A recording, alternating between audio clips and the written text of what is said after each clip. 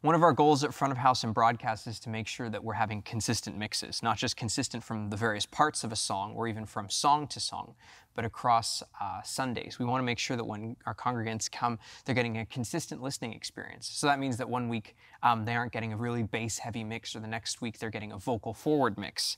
Now, this is an interesting balance to strike because just like the musicians, everybody's got their own different flavor and style of mixing. And this has a lot to do with the type of music that we find ourselves drawn to. But just like musicians and their way of bringing their own personal flavor to the songs, they still serve the songs that they play by keeping things close to the original track. And in the same way, we need to be mindful of serving the song and not just our own personal preferences and personal style. So where we sit at GKM is a CCM blend. There's a bit of gospel, but we largely just sit in the CCM genre. And so we want to make sure that there's enough low end to provide energy, but not too much to be overwhelming. The vocals shouldn't be distinctly separate from the mix, but sit nicely on top. And so we're going to use another song, Sea of Victory, recorded from our morning of worship, to walk through this. So I'm using the same mix as the previous song, and I'm just going to push the master fader up, and we'll see where we land. And we're going to make sure that the mix sounds good, and then we're going to do some things to make the mix not sound good. I'm gonna see a victory, for the battle belongs to you, Lord. I'm gonna see a victory, I'm gonna see a victory, for the battle belongs to you, Lord.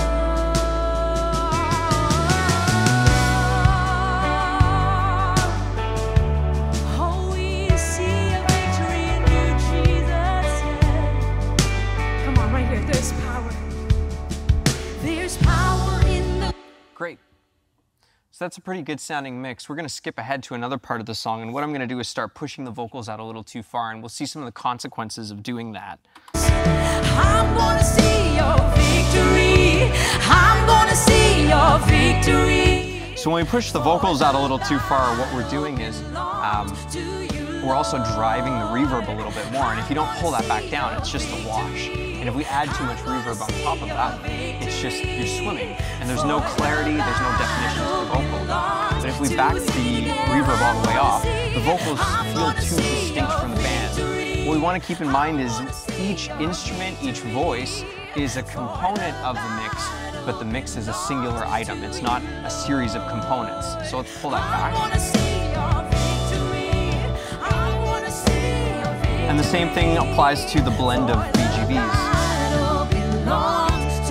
Everything looks pretty linear and flat and even, but right now the lead is getting buried and we don't know where she's taking us. So we can pull the BGVs back as they head into this bridge. And another thing is paying attention to the song and figuring out who has the important parts. So in this part of the bridge, the guitar has the hook, and the keys are just supporting behind. So you can pull that back. So there's always give and go. There's some dynamic to it. When one instrument is forward, another instrument is behind. You can't push everything up at the same time. And as we head into the build, we can start bringing the keys in more, back off the guitar a little bit.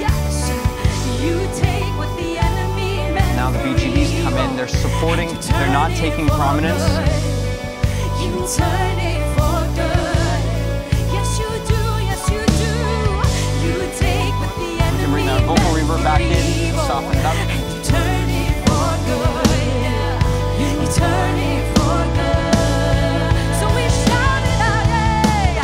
You take what the enemy meant for evil, and you turn it for good. You turn it for good. That snare is poking out a little too much, so we'll pull it back a bit. You take what the enemy meant for evil, and you turn it for good. Sing it again. You turn it for good. So that's a quick overview of some of the ways that we can help the mix and some of the ways we can hurt the mix. We want the vocals to always be supported by the band, but never sit away too distinctly from the band. We can hear this again in another example, Battle Belongs. We'll just skip over to that.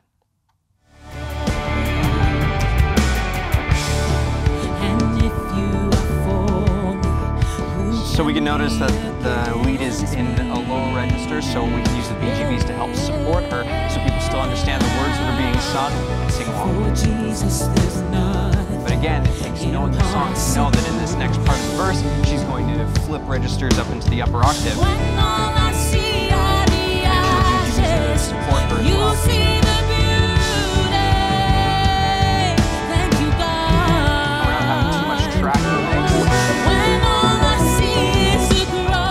Track completely out, we lose some of the extra stuff on the side, so we'll bring that in a little bit.